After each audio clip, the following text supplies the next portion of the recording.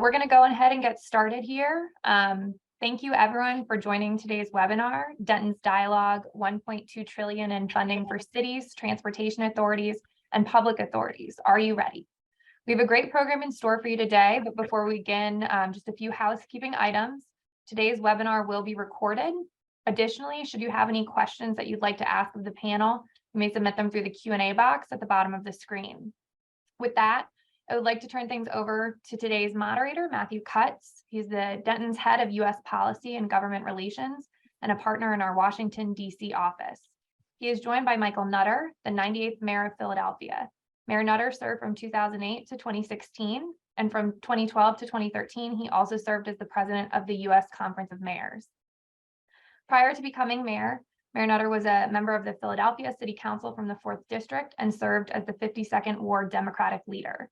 He is currently the David N. Dinkus Professor of Professional Practice in Urban and Public Affairs at the School of International and Public Affairs at Columbia University. And he is also a senior advisor here at Denton's.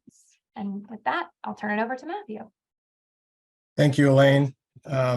Appreciate the introduction, and thank you everybody for joining. It's good to have this group of very interested clients and potential clients here. And Mr. Mayor Nutter, thank you for joining. I guess I would start by saying I bet you wish you had $1.2 trillion at your disposal when you were the mayor. But before we get into that, why don't you share with the audience? Why don't you share with the audience what exactly the bipartisan infrastructure law is? Well, first, Matthew, thank you for the opportunity to be with you. And secondly, I want to assure all the folks who are on this call, I am not in a nightclub right now. I'm actually in a foundation office where I was having a meeting, and this is one of these little cubbyhole spaces where people can go and generally have phone calls. I got to talk to them about the whole lighting situation. But in any event, I'm in a legitimate place. To your earlier, first, Matt, I wouldn't even have known what to do with $1.2 trillion. I got to figure out how many zeros there are, but I would only really want a piece of it. You know, I want to share some of that with my fellow mayors at the time. But, you know, I did have a little bit of experience, you know, different circumstance, but, you know, the Great Recession. And thankfully, you know, President Obama pushed through the economic stimulus program, or ARRA, as it was, I think, officially known. And within that were Tiger grants. And so Philadelphia was fortunately one of the recipients of many of those grants. We pretty much won at least one every round. But fast forward, President Biden has put forward, and the Congress approved, a 5-year, $1.2 trillion bill.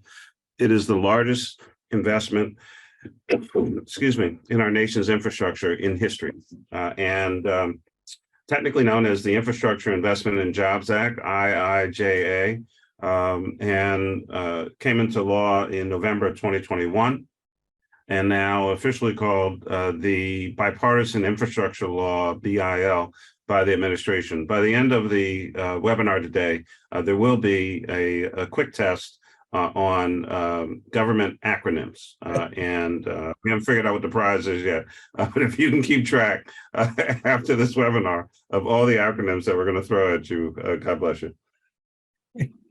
In a more serious way, the bill includes funding for, you know, what any of us know as traditional infrastructure, roads, bridges, airports, transit, rail, as well as water, the electric grid, broadband, environmental remediation, and resiliency. But there are some additional components here that are certainly very exciting.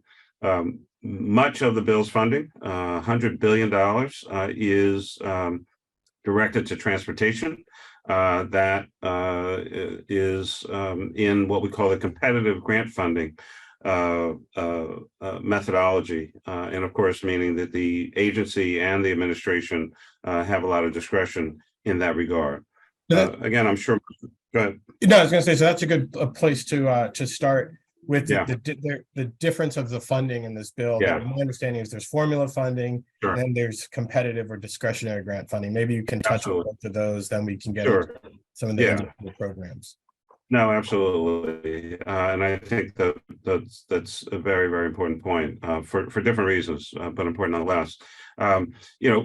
Formula funding sounds pretty straightforward. There are predetermined formulas established by Congress for the various agencies and how they distribute funding. Certainly, more oftentimes than not, population is a component, size of the jurisdiction, poverty levels or low income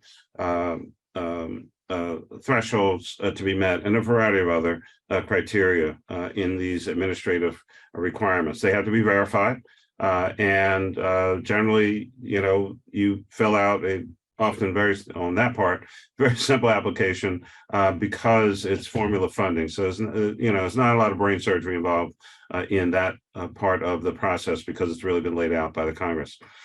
The other one, competitive or discretionary grants, that's when it gets even more exciting. The agencies they make I guess what is probably a NOFA or some notice of eligibility is put out. They're awarded through a competitive process, which an individual or a team of reviewers determine which application is most closely aligned with program criteria. Again, a significant amount of discretion.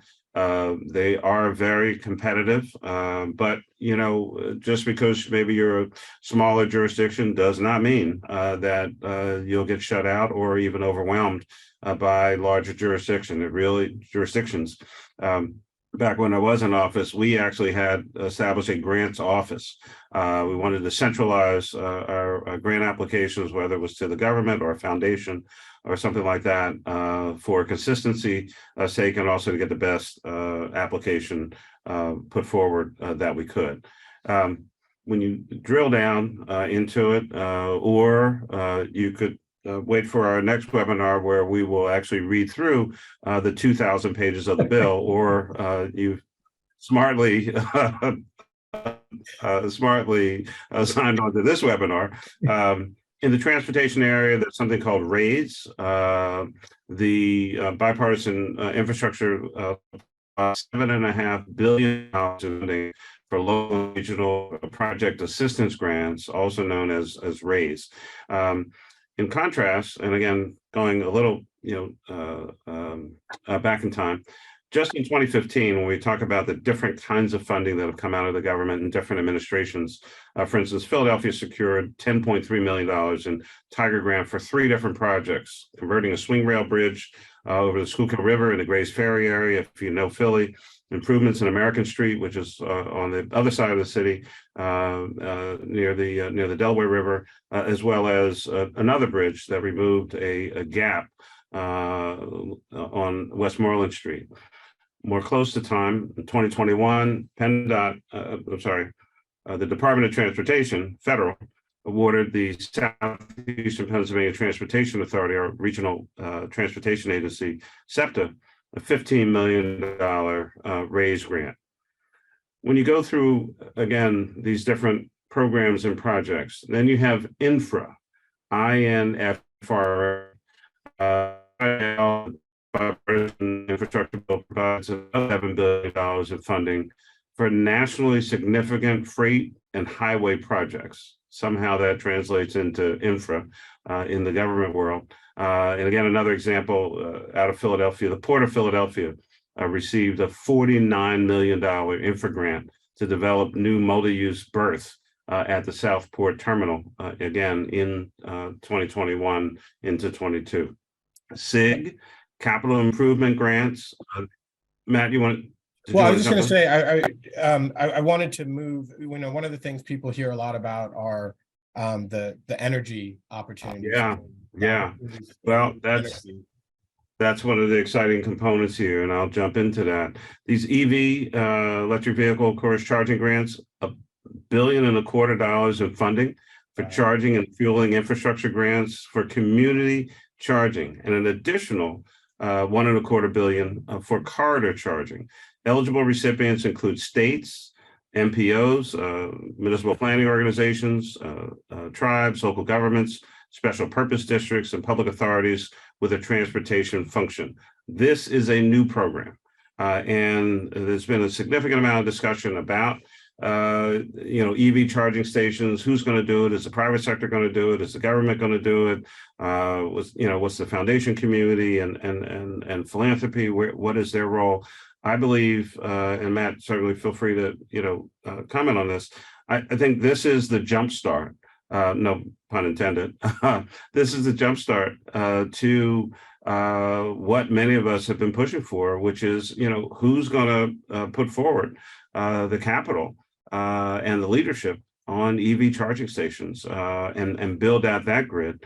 In contrast to you can find a gas station almost anywhere, but often what's holding people back from getting electric vehicles is the concern about where's the next station, and am I literally going to run out of power?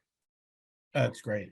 One of the things we've seen in the past, and I don't know if you've had any experience or thoughts before we're going to finish talking about what's in the bill, but this might be a good opportunity where we've seen public-private partnerships where the municipalities can perhaps make the request for the EV charging station. They do it in conjunction with the private entity. Do you have experience with that? And do you think this bill lends itself to those opportunities? It certainly, I think, sets that up. And in another part of my life, I do some work with an infrastructure entity, and there's great amount of discussion going on just in that world in general. Again, public-private partnerships. I think in America we have still not completely figured out, unlike Europe and other places around the world, how to make that kind of program work. I think, again, this could be the seed money to get something like that going. More and more citizens, the car companies, the cities want electric vehicles. The governments, local governments are buying electric vehicles and of course, standing up their own charging stations. And in many instances, often the government is the leader to some extent on some things, and then the private sector will build it out. So I think we really need to spend more time figuring out on the electric charging stations, in particular, the public-private partnership opportunity, and let that lead the way and hopefully get us into other areas of P3 engagements. Great. And I should have said this at the top of the call, this is really meant to be as useful as possible to the audience. So please ask the questions. We obviously know what we think we want to share with you, but we're here to answer your specific questions. So do feel free to populate the chat box with questions, and Elaine will be able to manage that for us. So back to the program, if you will. Yeah, I'm going to jump into. Oh yeah, please go ahead. Well, broadband, tremendous amount of discussion. I mean, if there were times we questioned, whether broadband was an issue or a thing or not, I think the pandemic has shown us, we all needed, kind of in a different way. What was that from Star Trek? Scotty, I need more power. How many of us upgraded our routers and speeds? And so, the sad realization, especially for school age K-12 students who are all sent home.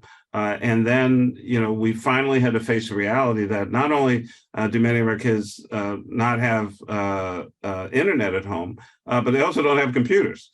So even if they had internet, how much homework would they be able to do? And so the Middle Mile Infrastructure Program, it's an existing program, provides $1 billion of funding through fiscal years 22 to 26 to states, cities, public utilities, telecommunication companies, nonprofits, and a variety of others for the purpose of broadband infrastructure deployment. And the purpose of the program is to expand and extend that middle mile infrastructure to reduce the cost of connecting unserved and underserved areas to the internet.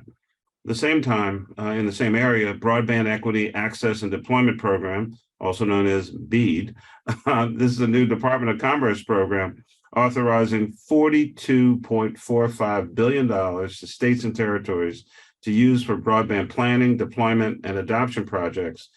Some of the eligible uses include, of course, planning, deployment, deploying broadband infrastructure, and promoting broadband adoption. And so you have these two programs working in sync with each other all around the internet and broadband implementation. The fact of the matter is that there are still many, many cities, suburban areas, and certainly our rural communities that either don't have broadband access, or it costs too much to bring it.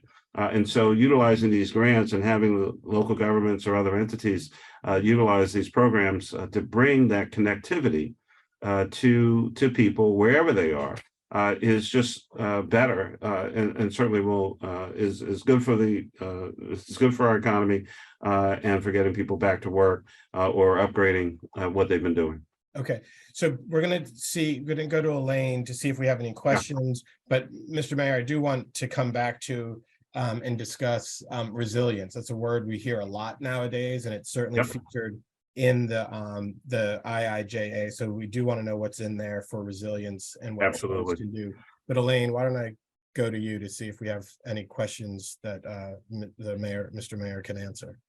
Yes, definitely. So the first question I think touches on a little bit what we were discussing with P3s, but how can municipalities creatively leverage non-federal dollars? What recommendations do you have there?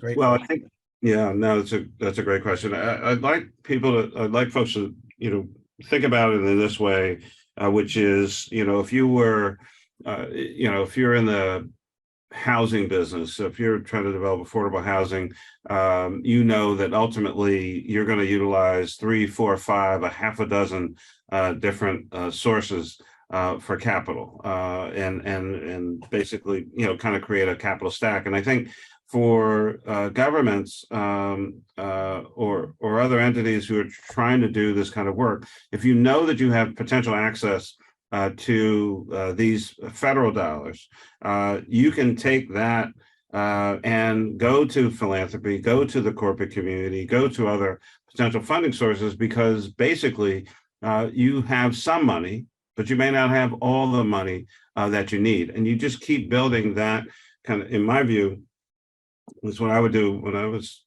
down there in office, is you keep building on the last grant you got. You keep building on the last dollars that you received from whomever, and you are going to end up with a blend of dollars from a variety of funding sources. But I think having a plan, being able to explain your plan, laying out what it's for, what it's going to do, how it's going to positively impact your community, and having a narrative that folks can understand, and being able to communicate a vision is critically important. That's great. Elaine, do we have another question, or should we go back to resilience in the IIJA? Yes, so one more that I think connects with this conversation. Where are there opportunities for nonprofits to apply for this funding and then approach cities to do the work? Sure. Some of the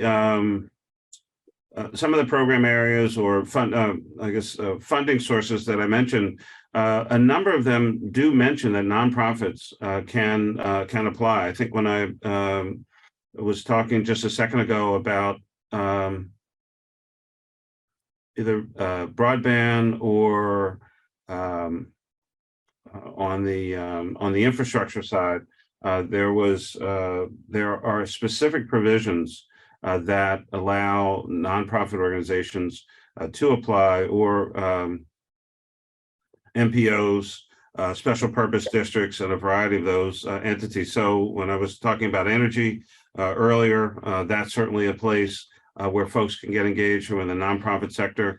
And in many instances, I know at least in the Obama administration, there was actually in some of the competitive areas, there was a preference for community-based organizations to apply for funding and then connecting them with, in many instances, the local government authority.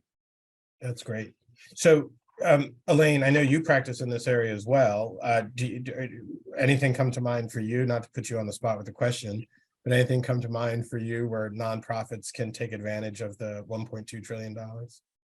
Yeah, so I think in addition to what Mayor Nutter just said about, the provision specific for nonprofits, there's also a lot of opportunity there for partnerships. So even if the nonprofit itself is not eligible for some of these grants, approaching any municipality, a transit agency, authority, something like that, and working to partner with them on an application, not only is helpful in terms of, applying with an eligible entity, but as Mayor Nutter said, it's showing community support for this application already. And that's often something that those who are reviewing the applications are looking for. So if you can go in on those joint applications or even applications led by a municipality but supported by a nonprofit, there's a lot of opportunity there to make sure that you are, again, leveraging those federal dollars in a way that's most beneficial.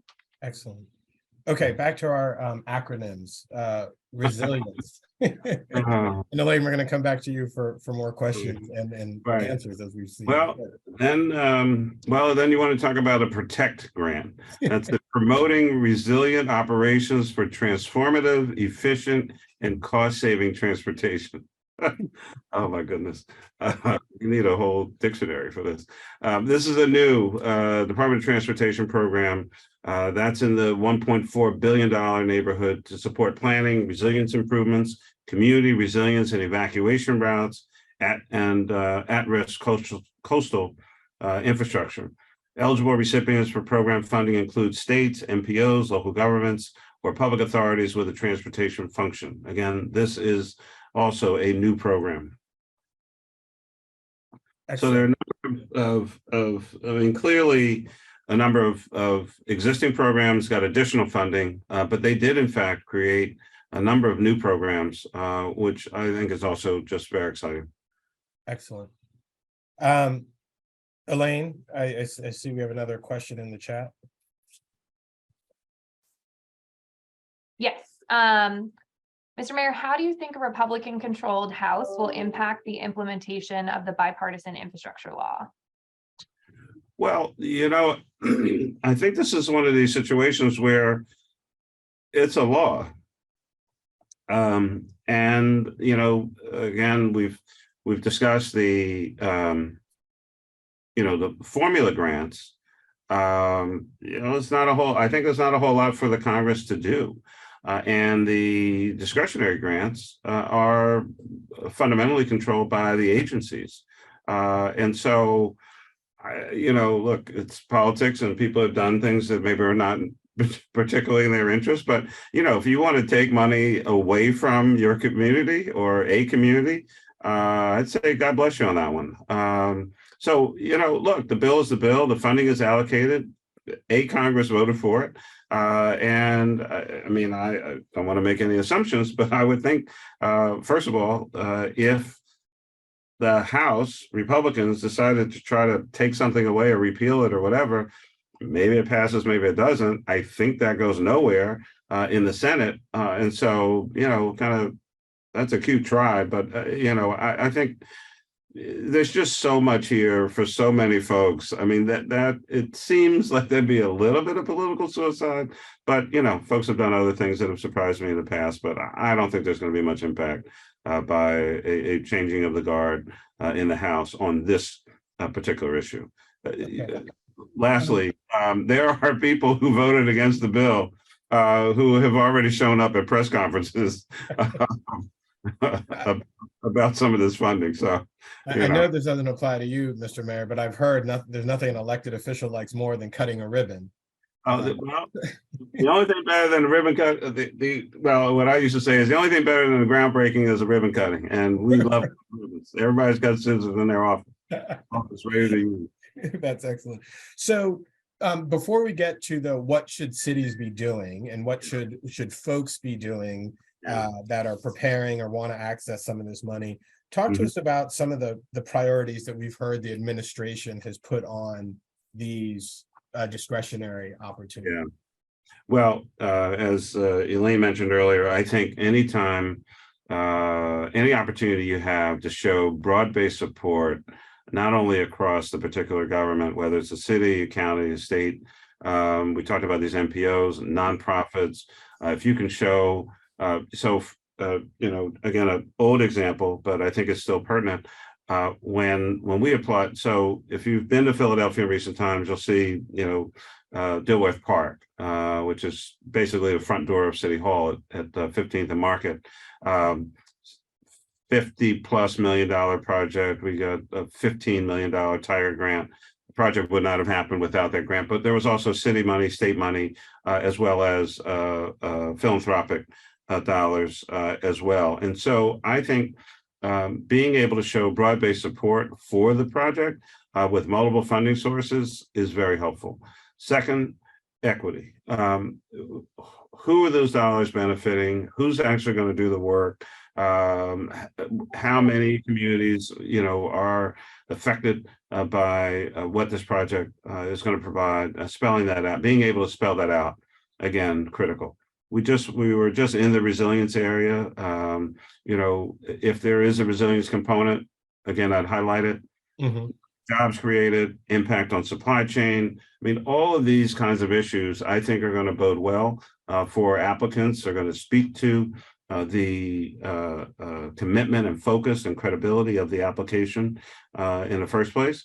And I think also, be creative. I mean, it's we're in a crazy time. We've never experienced anything like we're still going through today. And so I think in that moment is also a moment for creativity and innovation.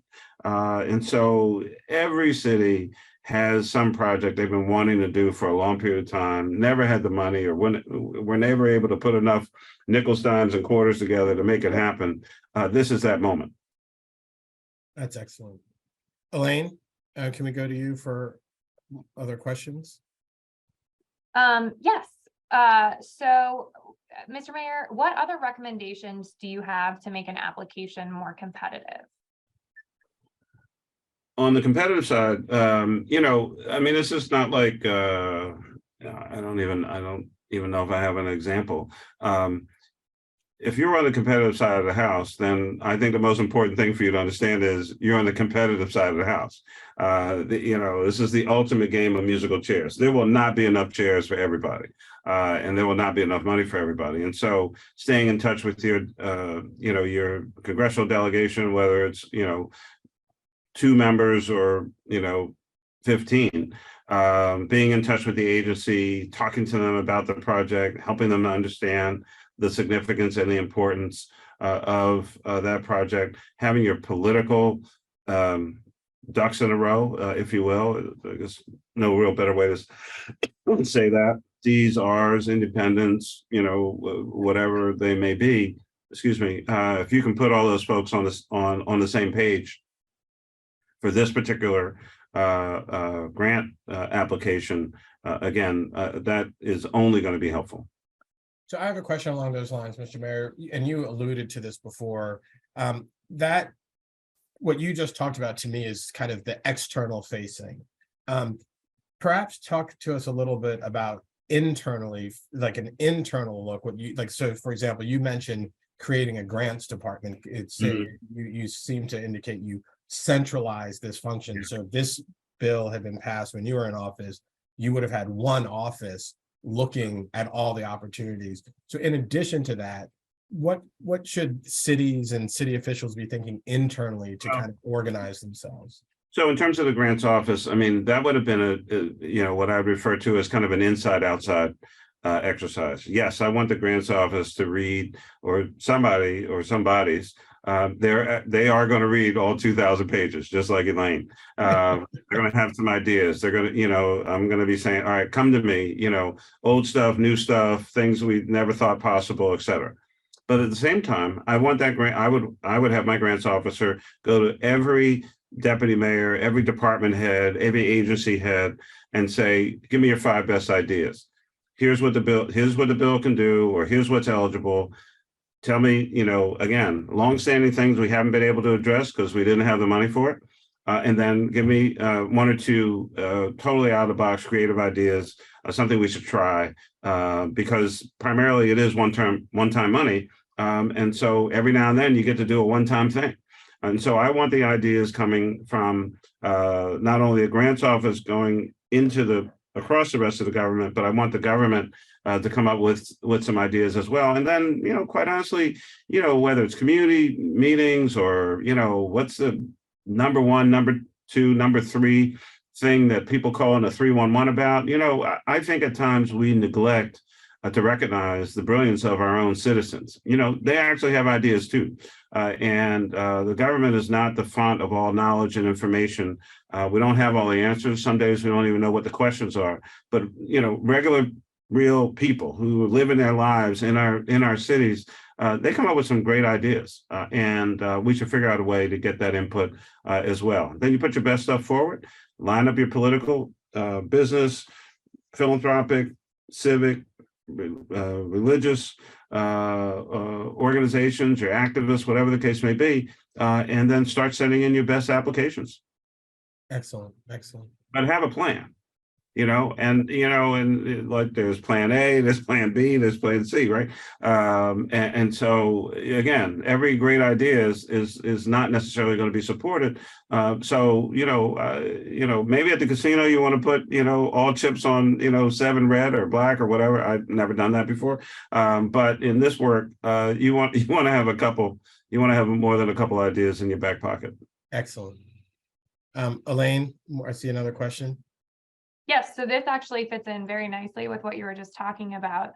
As a former mayor, how do you recommend a city government stays abreast of all of the federal opportunities coming out of the bipartisan infrastructure law? Other than retaining our services? I was going to say you should talk to Denton's every day. You should be calling Matt morning and night, and then talking to Elaine. Look. First of all, as I was of course joking about all the acronyms. I mean, on the one hand, obviously we do a really good job. We do a really good job of staying on top of things, but it really is in much of this work.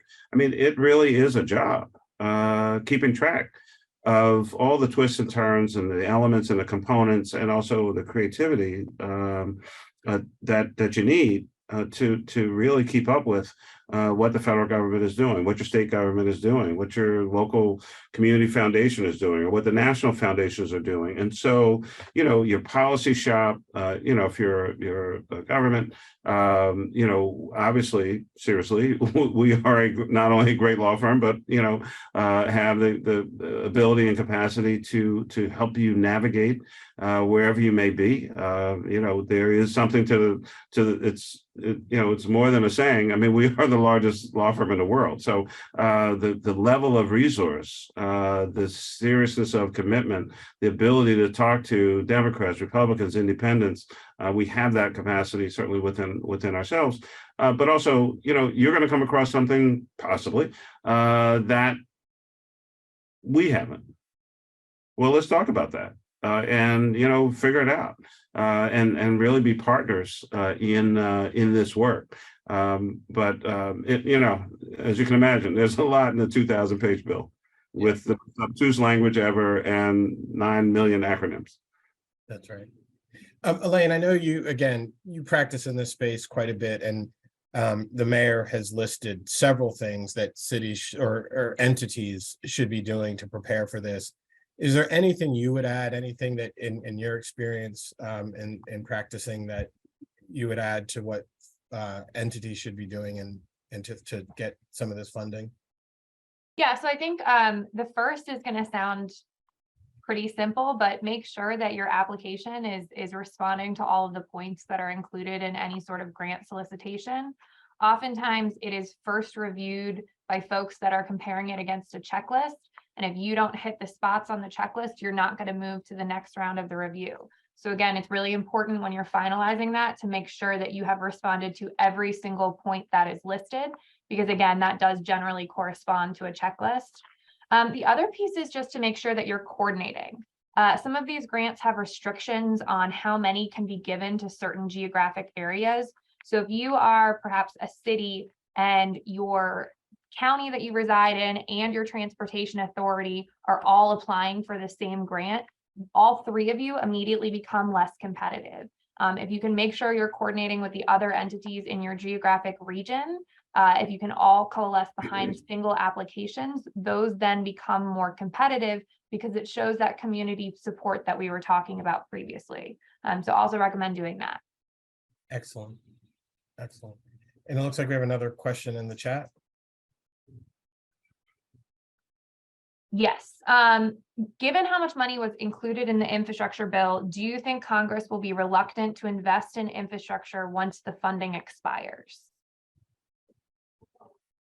Well, I mean, I can jump in on that point, Mr. Yeah. Mayor, just for a second, which is to remind people that this is really, it's $1.2 trillion, but it's spread over 5 years. So could be a apropos question, but we're not, the money doesn't run out till at least 5 years. right. But Mr. Mayor, I want to. Yeah, no, I mean, I was certainly going to make the same point. And I mean, you know, look, this is America. We find a way to fight about things that we agree on. It's just what we do. So, you know, this was a battle, but ultimately there was compromise and there was an agreement. I think the key to additional funding in the future, you know, as Matt pointed out, first of all, I mean, they do have a solid 5 years and it will take a while to see results. I mean, infrastructure is generally not something that, you know, I mean, it's not like picking up a bag of trash or, you know, filling a pothole. You do it and you're done and you walk away. So, you know, I think the key to future funding is how well do we do on the first big bill? What are the results? What's been the impact? You know, how many bridges, roads, tunnels, you know, water systems, broadband, et cetera, you know, like any other business, you know, what are the measurables, the metrics here? And you know, so I think we just need to get to work, get the stuff done, show the impact. And, you know, again, as was said earlier, you know, nothing like a groundbreaking and there's a love for ribbon cutting. So if it went well the first go round, you know, folks are going to want more.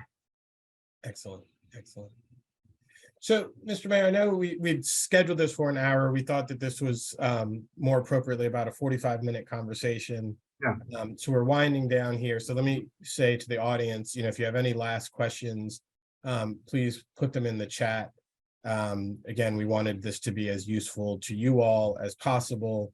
But while those might or might not be coming in, Mr. Mayor, maybe you can just wind us down and you know, end of the year, here we are, we have a lame duck session. You know, what should folks be thinking about next? When should they be ready to go to try and access some of these opportunities? Yeah.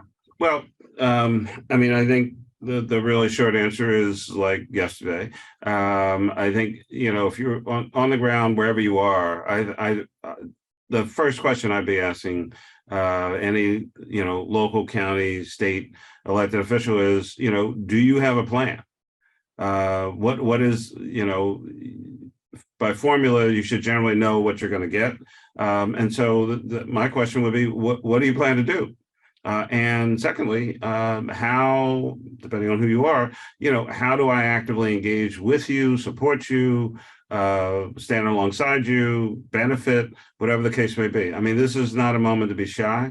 Hard fought battle, money allocated, designated, more programs than we know what to do with, acronyms we can't remember, but it's there for you. And so I would not wait. And you want to, this is kind of one of those, you want to be first in line. That's great. That's great. I mean, And you think there are bargains on Black Friday? I mean, this is the ultimate. And we have another question. Would your suggestions be applicable to public airports as well? I would think so. I mean, I know obviously there are differences between truly public airports and others, but unless there's some other funding source, and I saw in one part of the bill that there is an FAA component. Certainly, the airport authorities, even if they are technically separate and apart from the local government, or if they're a regional a board, they're all eligible, and they should be chasing down their one particular lane. And often there's usually, because of the nature of airports, there's often just almost an express lane separate and apart from all the other stuff that airports can apply for, that in many instances, no other part of the government can get. Excellent. Okay. And we would point out for the airport question, next year, September, the current FAA authorization is due to expire. So there will be another FAA authorization that will take care of, in addition to some of the programming that Mayor Nutter already talked about, that will be a separate tranche of funding that will become available, presumably if the bill gets passed. But with that, we want to thank everyone for participating. We will send out to all those who RSVP'd a recording of this, and contact information will be in there, email addresses. So if you have follow-up questions, not to worry, you can reach out at any time to get answers to those questions. And I'm sure Mayor Nutter, if you're not in your nightclub, you too would come back and help us answer some of those questions. But, thank you all for participating. Thank you, Mayor Nutter, and we look forward to continuing this conversation. Thank you, and thanks, Bye, Elaine. everybody. All right, bye-bye.